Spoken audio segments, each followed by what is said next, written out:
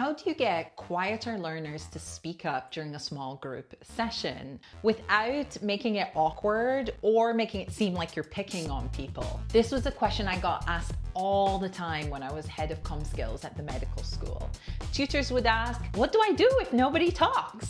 In this video, what we're going to do is talk about how you can engage every learner in your small group session.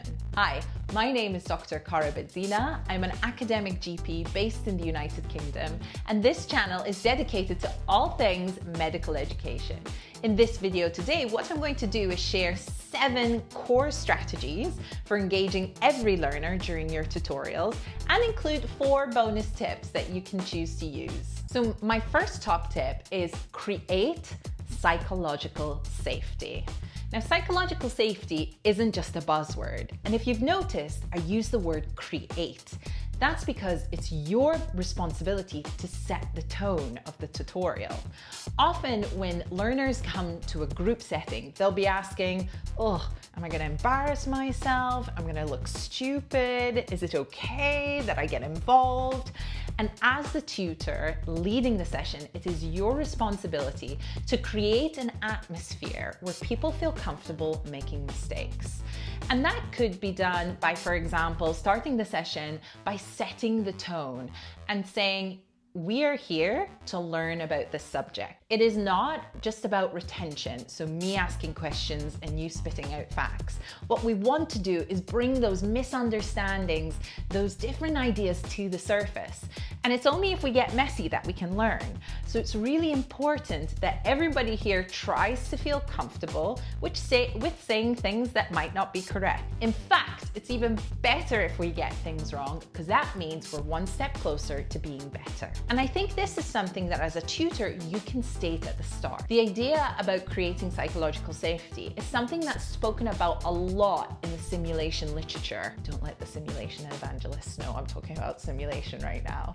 But the premise is that you need to work to create an atmosphere where learning can happen. This is especially important if the people that you are doing the small group tutorial session with aren't people who know each other. You're going to have to work even harder to try and create that psychological safety. And this comes to my second top tip. It's important that you set expectations early for the session. So at the start of the session, let learners know what the plan is. So often what I will do at the start is say, listen, in this small group session, we'd like everybody to contribute. Now, I can't force you to talk, but the expectation is that everyone gets a say. It's not about having the perfect answer, but it's about us learning from each other. And this reduces the fear of people wanting to talk. I've been caught out by this. I think it's really good to set people for the expectation. Like, hey, in this group session, we'd like everybody to contribute. Now, I might call out names at different points, but what we want to do is make sure everybody discusses. This is especially important in a professional degree like medicine. It's true that there are students out there who have social anxiety and difficulty contributing in group settings. What do we know about what it's like to work as a doctor? Well, often you're part of a wider multidisciplinary team, and that involves speaking up on ward rounds, speaking up in ward settings, being at a team meeting and contributing. And so this skill of communication in group settings is a muscle that you want to learn to flex. So I often caveat the small group sessions, particularly with students, with saying, hey, this is a really great opportunity to practice speaking up in a group. Not in like a condescending way, but the expectation is that once you graduate, you'll be able to contribute to a multidisciplinary team meeting and also contribute to ward discussions. And that means sometimes speaking in circumstances where you don't know everyone. This is a safe space where you can practice, and practice makes perfect. Although we're not aiming for perfection. I just want to make that clear. My third top tip is use roles to spread out participation. So if you're already aware that there might be some resistance to different people contributing in the group, what I'll often do is as people are coming in, I will chat to them and I'll give me a sense of who likes to talk and who doesn't. And what I might do is give people the opportunity to have a role at the start of the session. You could have a summarizer, a challenger, a note taker. And by giving people different roles, it means that everybody's accountable and feels safe within their assigned role. What you're doing by giving different learners roles within the session is you're changing the premise from everybody needs to speak up to everybody needs to contribute in some way. And so this is a tool I sometimes use to help people contribute to the session. My fourth top tip, I try and ease the pressure by giving people options. So one of the ways I like to introduce this, particularly in a large lecture setting, is I'll say we'll kind of have a Who Wants to Be a Millionaire type of setting. Whereas if you're called upon to answer a question, then you've got three options. You could phone a friend, so ask somebody for help. You could choose to Google it, or you could actually pass. And this lets people ease up because they know that if they don't know the answer to something, or they don't feel equipped or in the right headspace to answer a question, they can say pass, but they only have one opportunity to use that. But what it does is that it allows people to feel comfortable with saying, I don't actually know and I need some help. And that's a skill in itself. I find students especially respond really well to this because it allows things to happen at quite a fast pace. And importantly, it allows some degree of engagement. There's some ideas out there, specifically when it comes to workshop facilitation, that what you want to do is get people speaking early, using that voice, because it's by using their voice that they start to feel more comfortable. So think about gamifying a little bit, although I hate the word. It's basically just using games as a tool to try and encourage participation. My fifth top tip is manage group dynamics. I've used the verb manage because it is your responsibility to deal what's happening in the group. Too many times I've sat in facilitated sessions where the facilitator sits back and doesn't take control. When you actively manage group dynamics, you are creating a sense of safety, because what it means is that other people in the group can depend on you to intervene if stuff goes the wrong way. And I say this as somebody who's been in a group where it hasn't been well managed, and I've ended up being the quiet one. Can you believe it? I was at an educational conference. I was sitting in a workshop at a table where there was a keynote speaker. We were asked to share our challenges about dealing with something, and I shared mine, and immediately the keynote speaker responded to my challenges with, well, you could actually do it this way, and this is the problem, rather than validating the challenges I was experiencing. And as a result, it didn't feel like a safe space to contribute, and that continued throughout the session. So what you need to remember is, as the tutor, as the facilitator, it's your responsibility to respond to what's going on in the group. So if somebody is getting out of hand or talking too much, you need to distract, you need to respond back. You also need to open it up to the wider group. It is your responsibility to dictate the tone and the atmosphere of the group setting. And what a lot of people don't realize is that is within your control. My sixth top tip is validate even the incorrect answers. The reason why I say this is that it is so important when it comes to contributions that even when people are off, that you create space for curiosity and understanding. Because if somebody comes up with an answer to a question and you feel like it's completely off piece, a lot of the time it's a question of going, oh, that's really interesting. What contributed to you thinking that way? Or did you have an experience that led to that? Or tell me more about it. This is, again, contributes to that sense of safety, which is that everybody here has something to contribute and we can learn together, instead of this idea of asking questions you already know the answer to and people are trying to pick and decide and figure out what works and why.